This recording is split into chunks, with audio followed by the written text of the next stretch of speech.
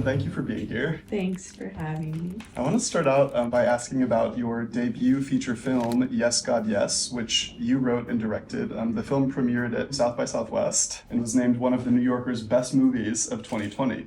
What inspired you to tell this particular story, and how much of it is drawn from your own experiences? Quite a lot is drawn from my own experiences. I remember when I introduced it at South by Southwest, I said, I think like 80% of what you're about to see actually happened to me. I'd say sort of the third act is fictionalized. It gets pretty, dramatic, as good narrative films tend to be. Inspired to tell it because I grew up Catholic in the Midwest as a young woman. It was a very confusing time for many reasons, but the film focuses specifically on budding sexuality and discovering sexual pleasure for the first time, and how you're told that that's wrong and you feel really guilty about it, but you're really horny, so you can't stop exploring it. So I just thought that was a really funny thing to look back on and dissect with a comedic lens. And they say, write what you know. Transitioning from co-writing Obvious Child to directing your own feature, what were some of the challenges and rewards you encountered in taking on that director's role? Well, it's interesting. I've always been a writer. I never thought about directing. I assumed you had to go to film school to direct or like come up on a set like an actor or a production assistant. And so after Obvious Child, I started writing Yes, God, Yes. And then I was trying to find a director, and I asked a friend of mine if she would read it with an eye to direct it. And she was like, this is based on your life. Why don't you direct it? And I was just like, what? Like, I didn't know that I could do that. Thankfully, I had some really supportive producers who were like, okay, let's try it with a short film as a proof of concept. And we did that, and I really loved it. And we decided to do the feature with me directing. So it was sort of just really like a trial by error, or like a try it out, see how you like it. And I liked it. Your directing credits at this point include projects like Nobody Wants This on Netflix and Starstruck on HBO Max.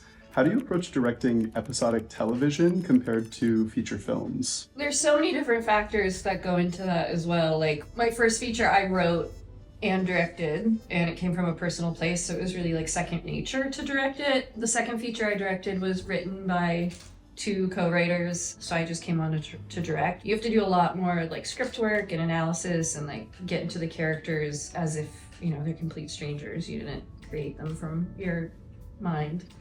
And episodic's quite similar as well, where you sort of step in and have to figure everything out. I used to say is like, you're the drunk uncle at like Christmas, and you get to come in and like have a really good time and then leave. And like yes. The showrunners are like the parents, and they have to like deal with the kids and like clean up and like all that stuff. So it's definitely fun. That's not to say that it's not without its challenges, but it's just a different experience. They're both really rewarding and fun. Your work often balances humor with more serious subject matter. And how do you find the right tonal balance, though, in your film work to ensure that both elements complement each other? I think just sort of what you said. I think it's just my kind of natural persona. I do think I'm, as a person, I can be very sincere and genuine and like wear my heart on my sleeve. So I think tapping into those kind of raw emotions comes quite naturally to me. And then comedy, it's just like if you push those sincere emotions for too long, you just like kind of hit a breaking point, or at least I do. And you have to like crack a joke, or else, it's like you can't be too sincere all the time. I guess, so it's not really a balance that I think about very often. It's just sort of who I am. But when I'm creating things, like when I'm directing, I'm like, it's similar with like a rom-com, which I've done a lot of. You have to find the balance between more emotional moments and like the humor, and just make sure they're working together and not against each other. When you're developing a screenplay, I'm curious about the relationship between casting and character development, especially for these protagonists who are undergoing like significant personal transformations and almost have to like become new protagonists over the course of the story. How do you approach casting and character development, and do they work together for you? Are you picturing them in your mind, or how do you find that right fit? That's a really, really fascinating question. And I'll just talk a bit about casting for Yes, God, Yes, just because that was something I wrote and directed. So I could, change the script a little based on who was cast or vice versa. And with that, we cast Natalia Dyer, and she also played the protagonist in the short film. And I remember that was really such a benefit to have that moment to see her embody the character in the short film and then be able to go back to the feature script, which was already written. I wrote the short film after I wrote the feature, but go back and use her strengths as an actor and how she, the choices she made for the character and put that into the script. So it is really nice to have that kind of opportunity. Hopefully, sometimes you know an actor in advance of casting them, so you kind of know what their strengths are or how they would fit into a character. And sometimes the actor can bring a lot as well. And I tend as a director not to stifle that, because at that point when you're on set, you kind of have to let the character become its own person, and the actor is so much of that process. But it depends on the actor. Some actors need a lot of help, and some actors are just like, I got it. This person is this person, and I understand them. Let's go. I'm really curious about how you think about balancing more contemporary elements with traditional sort of just fun narratives or great storytelling in your work. How far do you push yourself as a filmmaker to create something really original and new? And how much do you rely on tradition and kind of what works? It's so funny, as I don't really think about those things. There's so many different steps to filmmaking. You first, you write the script, and at that point I'm really just thinking solely about the characters and their motivations and what they want. There's a whole need versus want. This is what I want, but this is what the character needs, And that I think is so fascinating. I always go back to that. So I'm really in the mindset of the character, and I'm not really thinking about I'm not really thinking about traditional storytelling, but I do eventually get there where I'm do I have 3 acts? Or does this have a inciting incident? There is a fine line, I think, between getting bogged down in those particulars and just creating something. And I try not to get too focused on those, because I do think it can be distracting. And a good story is just a good story. When you're shooting, I guess I would say I usually always lead with the same things, the character's motivation, and build out from there in terms of how I want to shoot that scene. I'll always look at other films or shows as reference points and see how this was done, or I'll watch something offhand on a Friday night and be wow, that's really cool, I should keep that in mind. There's that new, I don't know when this would ever be applicable, but you never know, that opening of the Severance season 2, I don't know. It's a really cool technical way of shooting someone running through a hallway. And I was watching it how did they do that? There are times where you put those things in your back pocket in case they're ever, would work for what you're doing.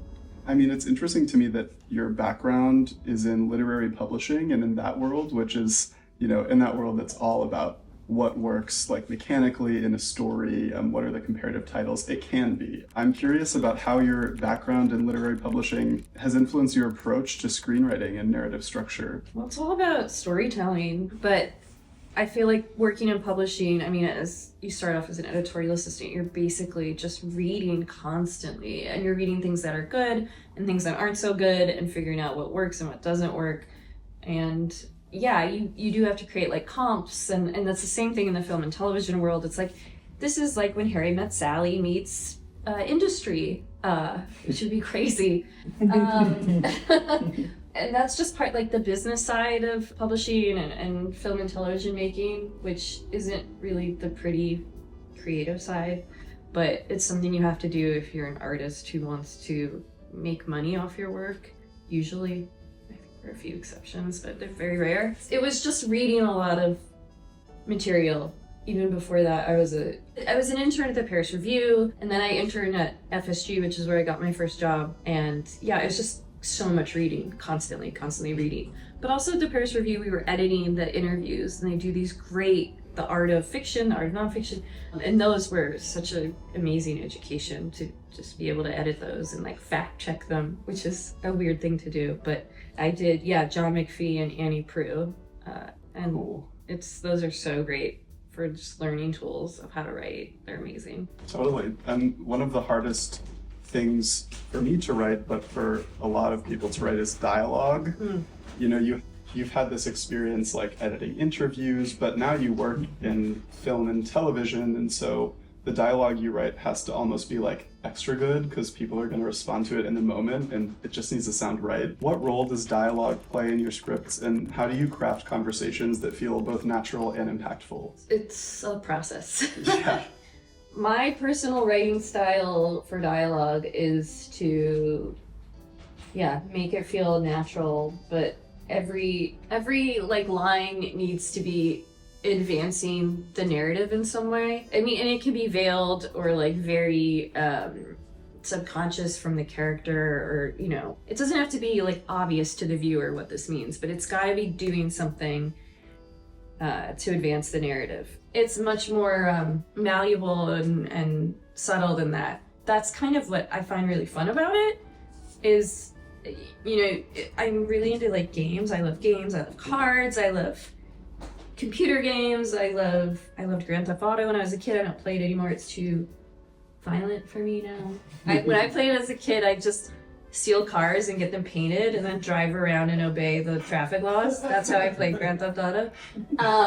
So not really, there's, I think, demographic. But anyway, writing dialogue to me is like a game where sometimes I think I'll approach a scene and I'll probably write it in the simplest way, and then I'll go back and kind of add details and life and, you know, personality to it. And other times I'll just like won't stop writing, and it's like, I'm like, what is the scene about? I forgot, because they're just having fun going back and forth. But I do think the most important thing with dialogue is to read it out loud eventually, hopefully with other people doing it, so you can just observe to make sure it feels natural and accurate to the character. But again, it will always go through a sort of metamorphosis when you get the actors involved, Right.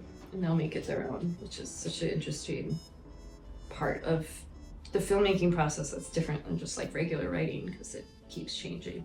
Having worked, albeit 12 years ago, but at these renowned publishers like Farrar, Straus and Giroux and HarperCollins, you know, and publications like the Paris Review, what insights did you gain about the relationship between author and editor? Yes, quite a few. I mean, trust is imperative. I think a shared personality to some degree. Similarities, I think I should say. Because if you're not relating to the story in at least a way you can both understand, you're not gonna be on the same page. I think that's really important, that they have good communication, be able to, and the author, not just the editor.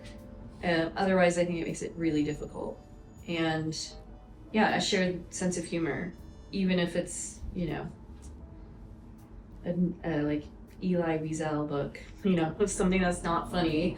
I still think it's important to have a shared sense of humor between editor and author, to lend a little bit of humanity while writing the story. Humor is the way to connect, I think, with someone, and I think that's really important. Especially when you're critiquing their work or asking them to change something. Totally, yeah. Absolutely. Yeah, that definitely greases the wheels. Yeah, definitely. Cool, well thank you so much for sitting for this interview. Thank you. Yay! That was fun. Those are Yeah, that was so questions fun. you stumped me.